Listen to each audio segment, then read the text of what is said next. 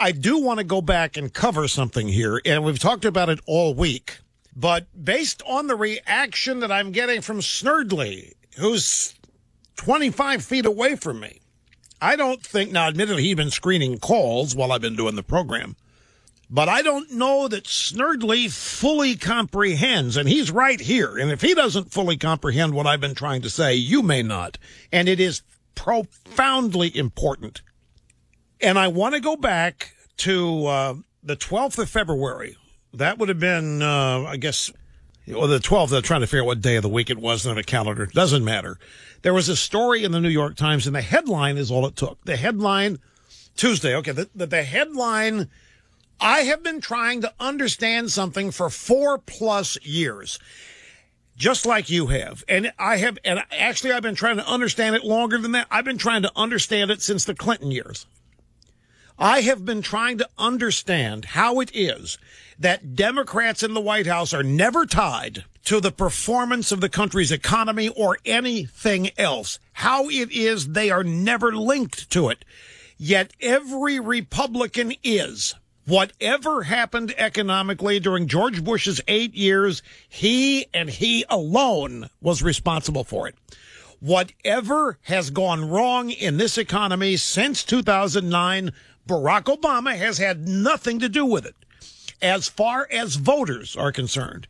And I have been pulling my hair out trying to figure out why. And in the process, I've been pulling my hair out trying to figure out ways to connect with those people who we've now named low information voters, to try in some way to open their eyes and have them understand what they don't understand now, or have them see what they don't see now. And persuasion, that is a huge task. There are not very many people that can do it on a mass basis, and even fewer on an individual basis. It's a very hard thing to really talk somebody out of what they think they know, that become almost core beliefs. But I must tell you, just like you, I have sat here since the Clinton years, and I've been alternately shocked, stunned, depressed, angry, you name it, over how Democrats are never, ever linked to the effect their policies have on people. I've wondered how in the world have they made people believe they're not responsible when they hold all the power, when it is their policies that are causing jobs to be lost, their policies causing taxes to go up, their policies resulting in the loss of liberty and freedom, their policies that are responsible for gas prices going up, housing values plummeting. How is it that they have never been held accountable? And Obama is the king. Well, I saw this headline in the New York Times. There were two things. And the dominant one was this headline in the New York Times. So we had polling data from Gallup the day before on Monday, and the Gallup poll showed that on every issue, except for one, which was the economy at large, or no, national defense was the exception. On every issue, a majority of people disagree with Obama's policies. And it's not even close. 52% here, 57% there, 64% there disagree with Obama's policies.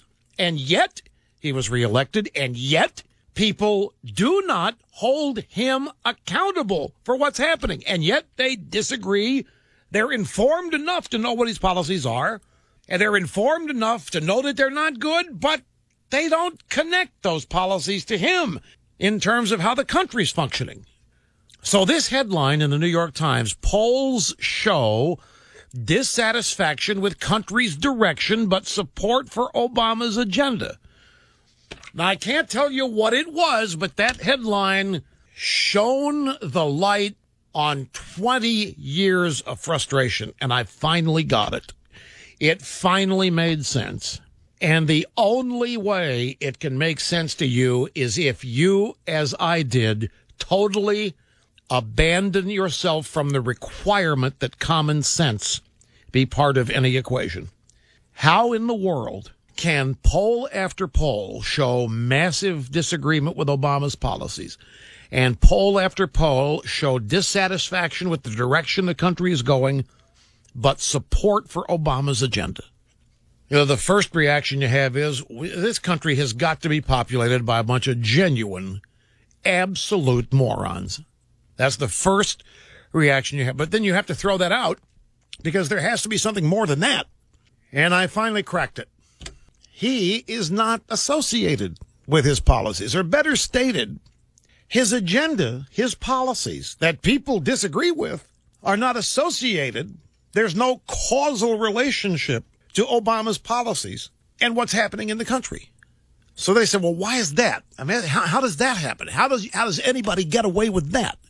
And then the second light went off, and it was this.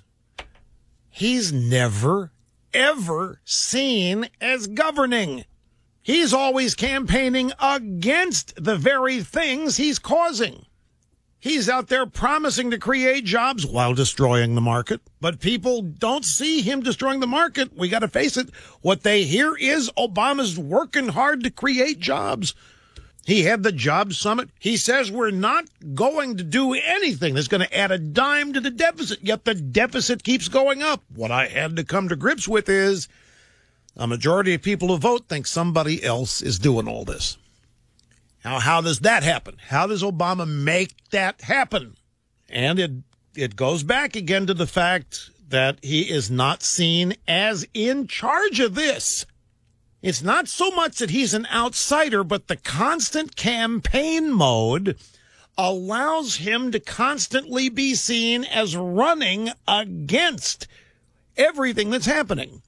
If he ever assumed the role of governing, and that includes if he ever, say, compromised and made an agreement with the Republicans on it, that would end the idea that he is not attached to what happens. That's why there will never be any compromise with the Republicans. That's why there will not be any bipartisanship. And no matter what happens on any issue, legislatively or otherwise, when it's all done, Obama is going to run around the country after whatever sign and start campaigning against the dastardly mean stuff that was just done to him. With a slavish, supportive, compliant, involved media, he's able to create this illusion and to continue to present it and sell it. So Megyn Kelly did a story on this yesterday. She had a couple people in, and I want to replay soundbite from one of her guests, a Democrat strategist by the name of Tara Dowdell. And Megyn Kelly said, at what point do the voters of this country finally look at Obama and say, you know what? It is your fault. Or, you know what, Mr. President, you are running the country. You are accountable. Because we're 5 years into his presidency. He's not accountable to anything, folks. As far as the people of this country are concerned, she's asking this Democrat strategist, when's that going to happen? When is he going to be held accountable? I go back further than George W. Bush. I think our economy has been in decline for 30 years. We've had a huge gap between people who have money in the United States and people who don't. That's been going on far beyond George Bush. But I think that people recognize that dynamic. But at the same time, of course, they want the president to be out there fighting. But where I disagree with Tony is, what's wrong with taking your message and pushing your agenda to the people? If we're saying government is about the people, then why not ask the people to get involved and get engaged in our democracy? Now, that answer is an entire disconnect from reality, just as Obama's presidency is a disconnect from reality. Obama's presidency has no relationship to reality whatsoever. But this woman has really made my point.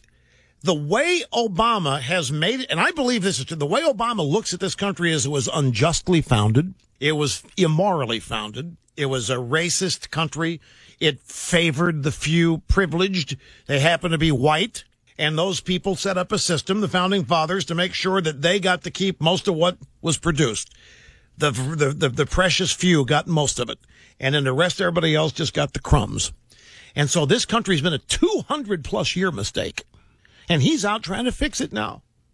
And that's what his perpetual presidency, which is what campaign is all about, trying to right those injustices, trying to correct all these wrongs that have been going on for 200 years. But the focus point in the modern era is the Reagan years.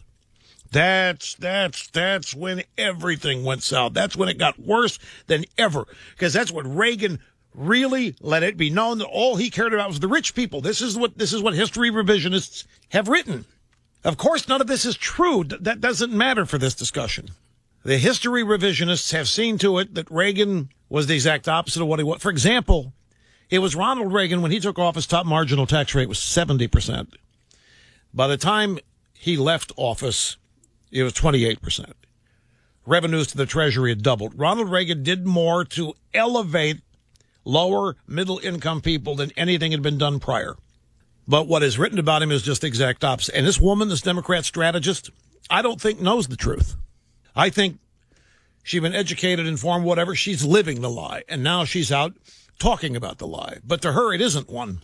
She really believes Ronald Reagan's the focus of modern evil, and before him, the founding fathers were. This country's been unjust and immoral from the beginning. Capitalism, never been the fair way to do it. And so Obama is seen as the first president to really come along seriously to try to fix all this. And that's why he's apologizing for the country. And that's why he's running around at every step he can, pointing out the problems, the injustices. And he's seen as fixing it. At the same time, he's made himself out to be Santa Claus. By the way, did you see Boehner? When did we say that Obama was the day after the election? You can't beat Santa Claus. The Speaker of the House figured this out yesterday. John Boehner actually said that Obama's trying to make himself out to be Santa Claus. So at some point, it all clicks for people. Eventually, they will get it. But polls show dissatisfaction with the country's direction, support for Obama's agenda. The only way to understand this, and it defies common sense, you have to set that aside. The only way to understand it is people do not hold him accountable. He will never be seen as governing. Now, you may think, how's that? Russia not possible. He's president. Look at what he does. He's constantly campaigning.